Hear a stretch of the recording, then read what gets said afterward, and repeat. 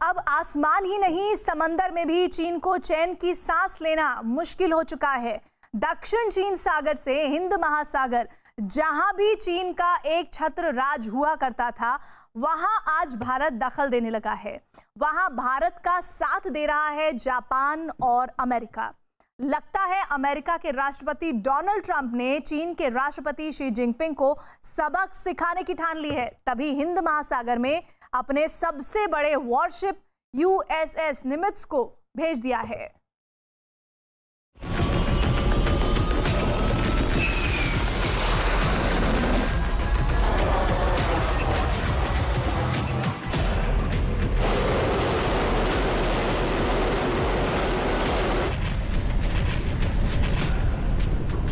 दुश्मन को पल भर में खत्म करने की ताकत।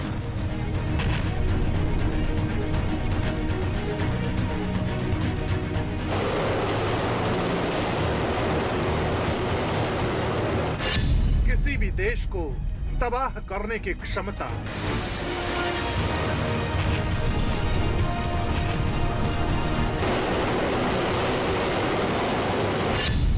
जिसकी हलचल से शत्रु का सीना कांप उठता है।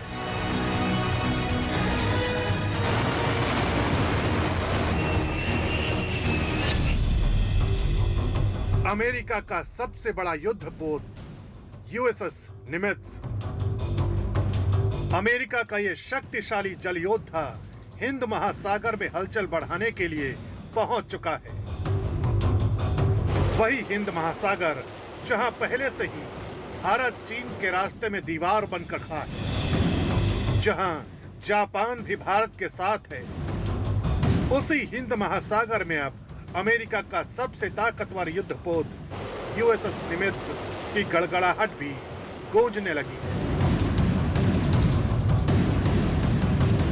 कोरोना काल में चीन की करतूत उसी के लिए मुसीबत का सबब बनती जा रही है।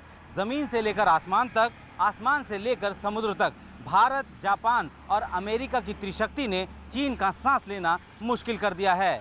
जिन इलाकों में चीन का एक छत्र राज हुआ करता था, अब वहां पे शी की सेना को चुनौतियों का सामना करना पड़ रहा है। चीन के साथ जारी तनाव के बीच अमेरिका ने दक्षिण चीन सागर से लेकर हिंद महासागर तक अपनी गश्त बढ़ा दी है। चीन के सीने पर चढ़कर दक्षिण चीन सागर में युद्धाभ्यास खत्म करने के बाद अमेरिकी नेवी के 7वें बेड़े में शामिल एयरक्राफ्ट कैरियर USS निमित्ज अब अंडमान के पास पहुंच गया है, जो समुद्र में तैरते किसी जंग के मैदान से कम नहीं। अमेरिका का शक्तिशाली युद्धपोत USS निमित्ज परमाणु शक्ति से चलता है।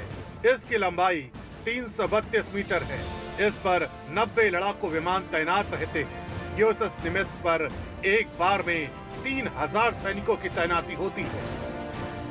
बहुत जबरदस्त पावर रहती है and it is carrier alone is like a floating city and if you count, अगर आप सारे डिस्ट्रॉयर्स और जो इनके साथ में क्रूजर्स जो मूव करते हैं, they are very very powerful pack. हिंद महासागर में USS के वॉरशिप के आने का मकसद भारत के साथ युद्धाभ्यास ही है, लेकिन असल लक्ष्य है चीन के एकाधिकार को चुनौती देना। दक्षिण चीन सागर से लेकर हिंद महासागर तक चीन पर अमेरिका की चौकसी बढ़ती जा रही है। पहले अमेरिका ने दक्षिण चीन सागर में अपने 3 वॉरशिप भेजकर चीन के इलाके में युद्धाभ्यास किया। फिर दक्षिण चीन सागर में से एक वॉरशिप USS निमित्ज को हिंद महासागर में भेज दिया। अंडमान में पहले से ही भारत की नौसेना प्रैक्टिस कर रही है। कुछ ही दिन में भारत, जापान और अमेरिका मालाबार इलाके में एक बड़े वॉर प्रैक्टिस को अंजाम दे सकते हैं। इस दौरान USS निमित्ज भी पहुंच गया। दरअसल मामला ये है कि भारत के साथ तनाव को देखते हुए दक्षिण चीन सागर के बाद हिंद महासागर अब नया जंग का मैदान बन चुका है। बोले कि इंडियन नेवी ने अपनी जरा जो चौकसी बढ़ा दी है, ये आपका कहना ठीक होगा, क्योंकि अगर जरूरत पड़ी और अगर गवर्नमेंट के ऑर्डर्स आएंगे तो मेरे हिसाब से भारतीय नौसेना भी एक्शन में आएगी और जरूरी जो कार्रवाई करनी होगी वो करेगी। अब सवाल ये खड़ा होता है कि हिंद महासागर में चीन को घेरने से क्या होगा? क्यों भारत, अमेरिका, जापान चीन को यहाँ घेरने की कोशिश कर रहे हैं? दरअसल चीन के समुद्री व्यापार का एक बड़ा हिस्सा हिंद महासागर के जरिए होता है। हिंद महासागर के रास्ते ही चीन का सामान बंगाल की खाड़ी और अफ्रीकी देशों तक जाता है। चीन की जरूरत का कच्चा माल भी हिंद महासागर के इसी रूट से जाता है। सीपेक का काम अधूरा होने से चीन हिंद महासागर के इसी रूट पर निर्भर करता है। इस रूट का रास्ता बंद होने से चीन को भारी नुकसान हो सकता है। वॉर प्रैक्टिस के बहाने भारत और अमेरिका चीन के सबसे अहम रूट को बाधित करने में जुटे हैं ताकि चीन को बहुत बड़ी आर्थिक चोट पहुंचाई जा सके। और जो importance of Indian ocean region है for the economy of China, it's very very important और उनकी इकोनॉमी को बहुत बड़ी ठेस पहुंच सकती है अगर इनके शिपिंग रूट्स हम चोक करें या बंद करें, या अगर उनकी हरकतें कुछ ऐसी रहें कि इंडिया को कुछ करना पड़े तो इस पे उन पे बहुत बड़ा इफेक्ट आ सकता है। दरअसल चीन के खिलाफ एक समुद्री चक्रव्यूह तैयार हो चुका है। चीन को सबक सिखाने के लिए भारत की कोशिश के चलते अमेरिका, ब्रिटेन, जापान और ऑस्ट्रेलिया जैसे देश एक मंच पर आ चुके हैं। यानी चीन की शामतानी अब तय है।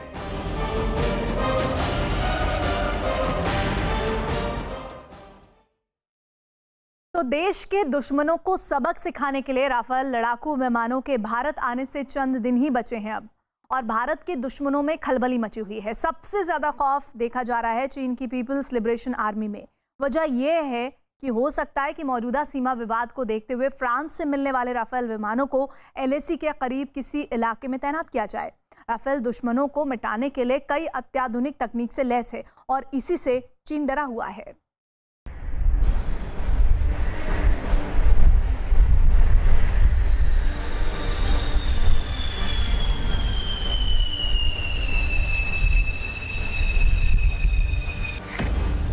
शी की सेना पर खौफ का पहरा।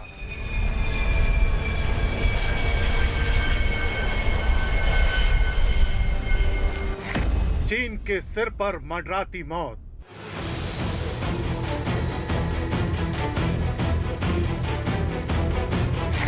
चीन के लिए खतरा हुआ विकराल।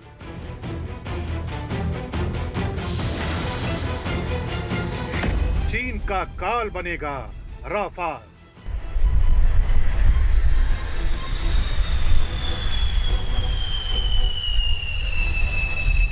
अब LAC पर कोई गलती चीन को भारी पड़ सकती है।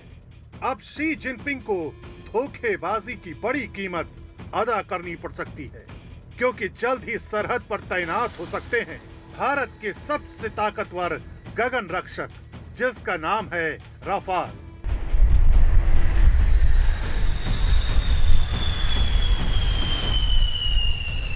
बाईस जुलाई से भारतीय वायुसेना कमांडरों की सबसे अहम बैठक शुरू होने जा रही है। चीन के साथ सीमा विवाद को देखते हुए ये बैठक काफी अहम है, जिसका सबसे अहम मुद्दा हो सकता है कि राफाल विमानों की तैनाती। LAC पर चीन ने जिस तरीके के हालात बना रखे हैं, ऐसे में उसे कड़ा जवाब देना जरूरी हो गया है। और यही वजह है कि लड़ाकू विमानों को लगातार LAC के इलाके में रात को भी उड़ाया जा रहा है, ताकि चीन को इस बात का पता चल जाए कि भारत हर वक्त के लिए तैयार है। और ऐसे में अगर राफाल की तैनाती LAC के इलाकों में की जाती है तो ये चीन के लिए एक बड़ा सदमा होगा। वायुसेना कमांडरों की इस अहम बैठक में सीमावर्ती इलाकों में एयर डिफेंस सिस्टम पर बात हो सकती है। चीन के साथ विवाद को देखते हुए अरुणाचल प्रदेश, उत्तराखंड और सिक्किम पर ताकत बढ़ाने की बात हो सकती है। इनमें सबसे अहम हो सकता है फ्रांस से 27 जुलाई तक मिलने वाले राफाल विमानों की तैनाती का मुद्दा। राफाल दुश्मनों पर हमला करने के आधुनिक सिस्टम से लैस है, जिसकी मारक क्षमता पहाड़ी इलाकों में बेहद घातक है। राफाल एक मल्टी रोल लड़ाकू हवाई जहाज है।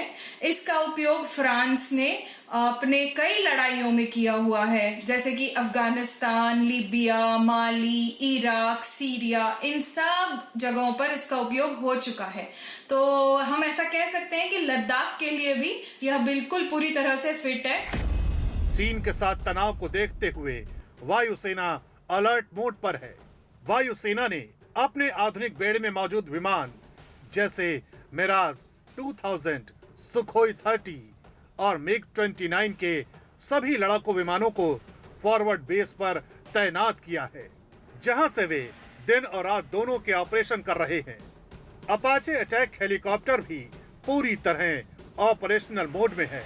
ऐसे में राफाल भारत के हर वार को और घातक बनाएगा। फ्रांस से 6 राफाल 27 जुलाई तक भारत पहुंच जाएंगे।